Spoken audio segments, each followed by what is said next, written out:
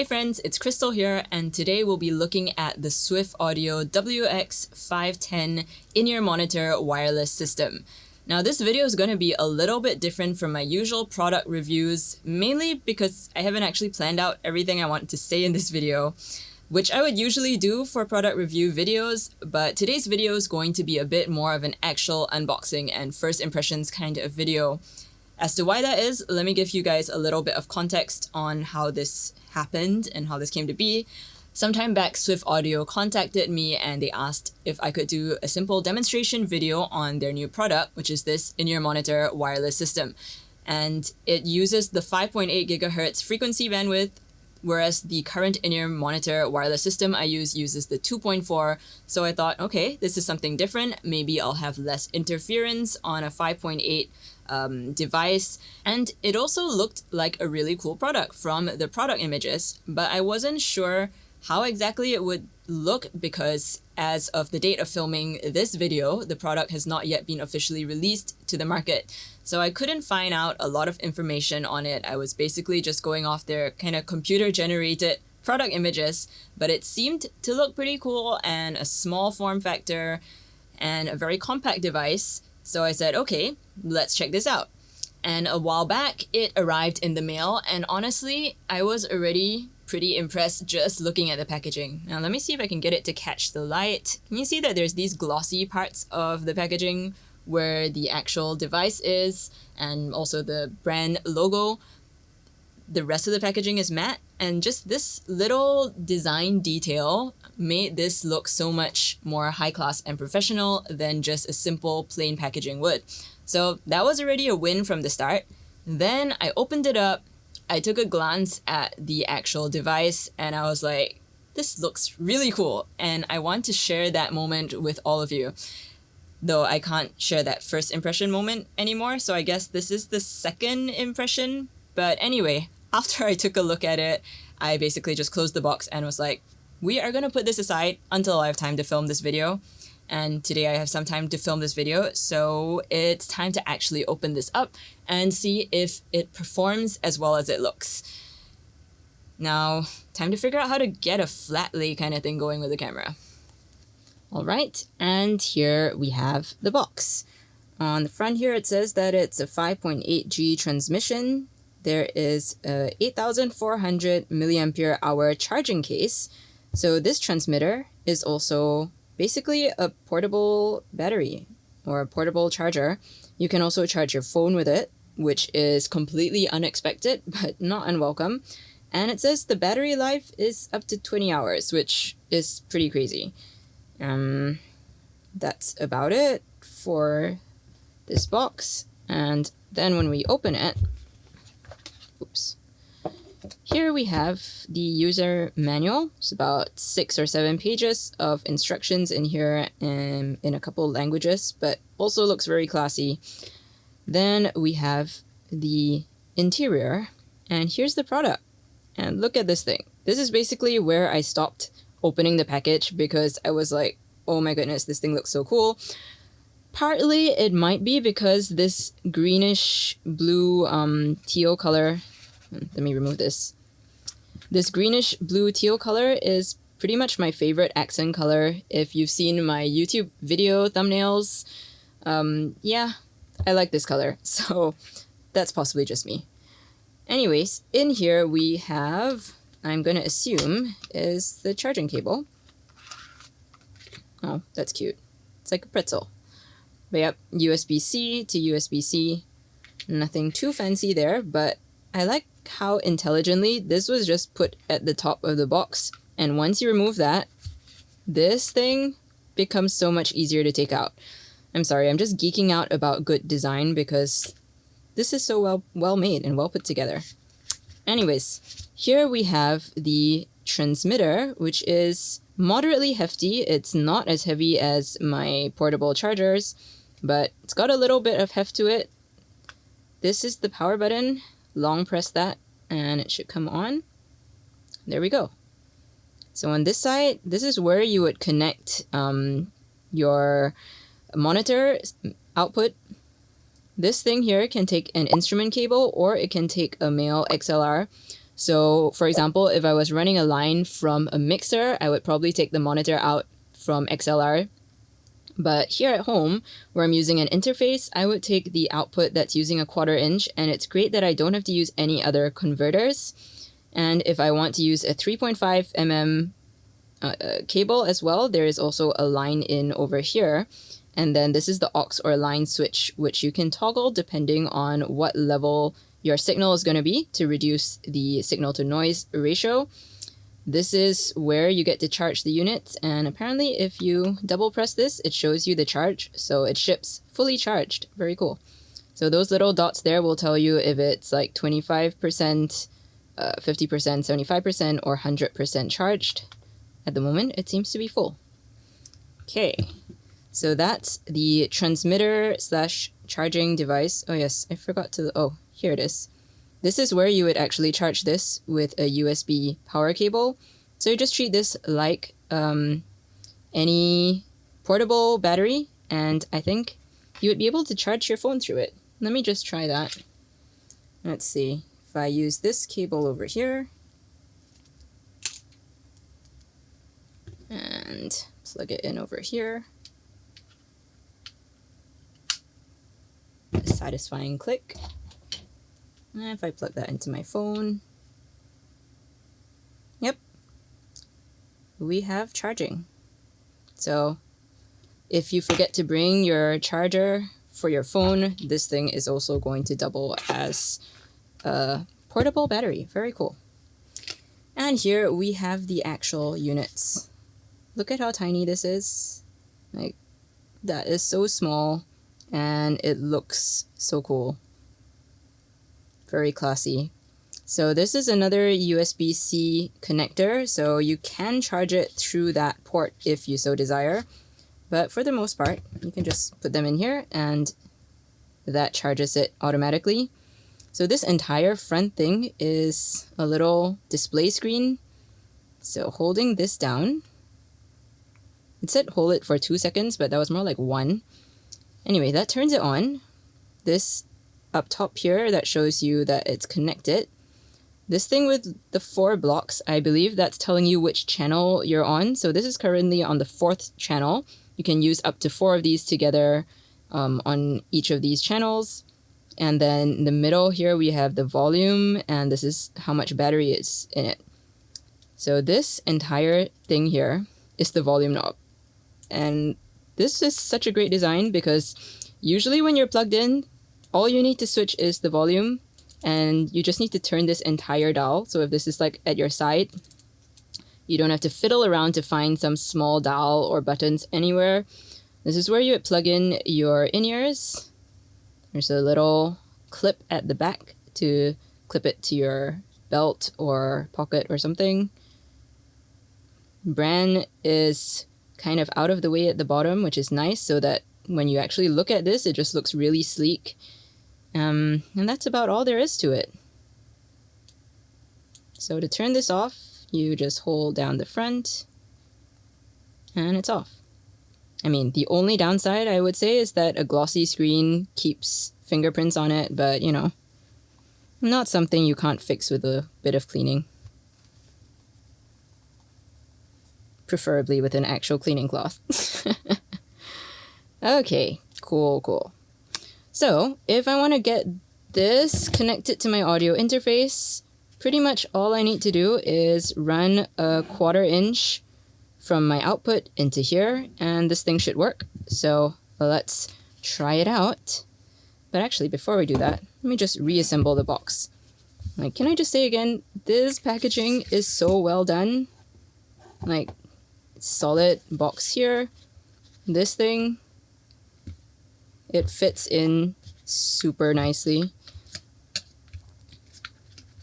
You can just do this. Okay, I should have turned that off first. Hang on.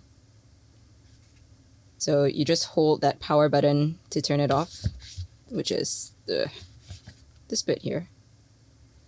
And now it's off. Just fitting everything back in is so satisfying. I'm sorry, you can skip this part to the next bit if you want to, but good design is impressive, guys. Like, don't don't overlook the importance of design. Bam. How neat is that? Super cool.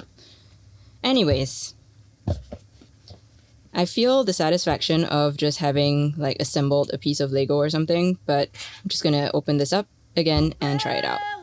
See you in a bit.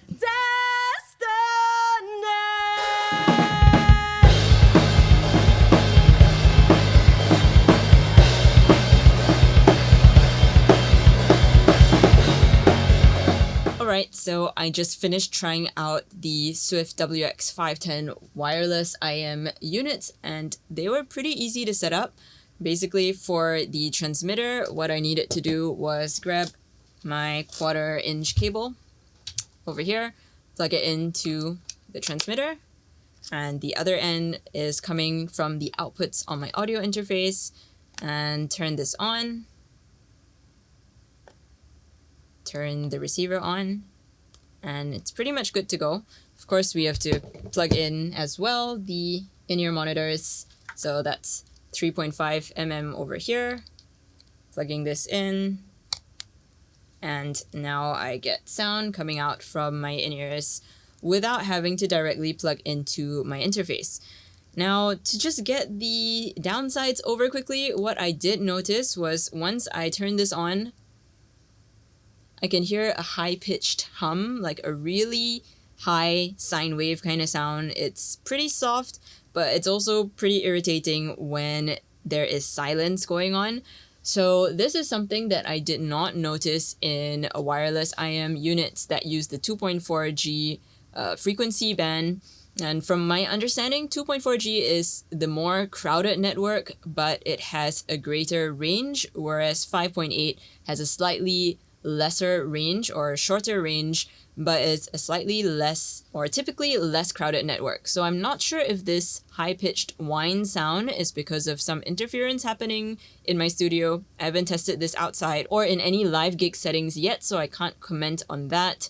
But just a direct comparison in my studio, this whine thing would not go away no matter what I was switching to. But when I took the device that uses the 2.4 gigahertz outside to a live gig situation, I did have quite frequent dropouts and interference going on that disrupted the audio transmission, whereas this whine, it doesn't actually change anything with what I'm hearing. It doesn't interrupt the flow of the music or anything like that. In fact, the moment you turn on the music or you press play, you can't hear it anymore. It's only a bother in the quiet moments. So I would have to take these out for some real-world testing. And if these units give me less interference than the 2.4G device, then I would say they're an improvement, because I would rather no interference and that kind of a whine when it's complete silence, which frankly, in a live situation, you are not having complete silence because a venue is typically pretty noisy and not like an isolated studio. I probably wouldn't even notice this if I was trying it outside. So I would definitely take that over having no background whine and having dropouts. So that was the negative side out of the way. Other than that, I think these worked pretty well. It was very easy to adjust the volume using the ring, and you just need to press the top of it to turn it on and off. There's also a mute function, which I didn't show you earlier. So if you see there's a headphone icon in the middle. If I double tap it, it turns into mute, which just mutes the sound, and double tap it again, that mute goes away. So pretty easy to use. If the channels, so those little 4 boxes there are telling you what channel you're using. Currently, I'm on channel 4. If you're on the wrong channel or there's a dropout, all you have to do is tap the power button on this a couple times to switch it to the correct channel, and that gets fixed. Other plus points of this, I think, are that it's really small, and it's cool that it comes with 2 in the same box. You get 2 units, which means 2 people can use this on different instruments. And I think there are a couple situations where this would be useful. For example, this is my teaching studio. Usually I would give 1 wireless pack to my student, and they're listening to the music through headphones, whereas I'm not using anything because, well, honestly, I'm just lazy to set up another wired output for myself. But if I use this, then both myself and the student can have the same mix, so we're hearing the same thing, because in my teaching situation, I don't need to hear anything different from my student, but we can just control the volume depending on what our preference is for the levels. And so that could be useful. Might be also useful in maybe a trio setting where your vocalist has one mix, but you have two instrumentalists who can pretty much get by listening to the same mix. Now, the only problem with sharing two units is you will both be hearing exactly the same thing. So if you wanted two different outputs, that's not going to work. You would need to use different transmitters for different outputs. But there are situations where you can get by using two of the same mix, and it could just be an upgrade over sharing, for example, one wedge monitor. So that's pretty neat. The other thing that I liked about this is that the transmitter is connected by a cable. So other transmitters, sometimes you plug them directly into your mixer board and it just creates clutter on the board. Also, if your mixer is kind of far away from where you are performing, then it's going to put more things in between and there's a higher chance of interference happening. So by using a cable, you are only limited by the length of cable you have, and you can actually run this to a position somewhat nearer to where you are, and then you won't have to worry as much about interference happening or being far away from the transmitter. I think that helps to mitigate any drop in range you might get from using a 5.8G device. The other plus point about this is that supposedly the battery life is up to 20 hours, which honestly seems a bit overkill. Future Christal here checking in while editing this video. I was a little bit skeptical about the 20-hour claim because the battery life seemed to drop a little bit faster than that. This is about almost 1 hour of keeping this on. So I was like, this does not look like 20 hours. And so I set a timer, and every time I used it, I turned on a stopwatch. And the total that one single unit lasted was about 7.5 hours. So that didn't make much sense to me. I reached out to Swiff and asked them what the 20 hours was supposed to mean. And they told me that this power bank, which is that pesky term that I could not for the life of me remember in the video, this power bank is supposed to be able to charge both units full about 3 times. So 7 times 3, that's 21, I guess. That's maybe where they got that number from, if you round it down a bit. So don't expect 20 hours out of one charge on one unit. But I mean, 7 hours, if you're gigging for 7 hours straight, I salute you. And if you have both of these units and you're using one for a spare, you'll have no issues with battery life as long as you keep the power bank full and you just swap them out and put them back to dock. You pretty much never have to worry about charge. So that's the mystery of the 20 hours solved. And Future Christal out.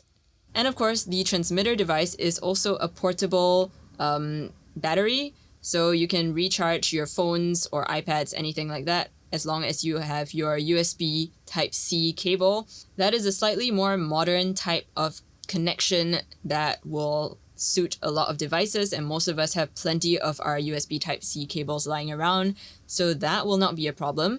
The only downside, I think, that I would have to say about the design of this is that they did not include any kind of carrying case. So although this looks really compact, and it is very compact, but there's nothing to put it in that would protect it, and I'd be a bit worried about chipping the edges because these look somewhat fragile if you bash them against anything. So I wish this had come with a carrying case. I think that would make it like 100 marks for design. Unfortunately, you're going to have to find your own case to put this in to bring it around, but other than that, it's a pretty cool little device. So I think that's about all I have to say about these. They are a really well-designed product that looks great. Functionality remains to be decided for me. I think it works reasonably well. But honestly, as to whether you should get them or not, it's going to depend on what the price of these is when they come out, because I'm not sure what the final price will be since these are not a released product yet at the moment when I'm filming this. But if they're affordable enough, I think they could be a good option for anyone looking for a wireless unit that runs on a 5.8G network, which is pretty aesthetically pleasing, and more so if you're in a situation where you could use 2 receivers. Once again, thank you to Swiff Audio for sending me this product. It's been an honor to be one of the first to try them out before they're officially released, and that's about it from me today. So I hope you have a great day. Thanks for watching this video, and I'll see you in the next one. Bye.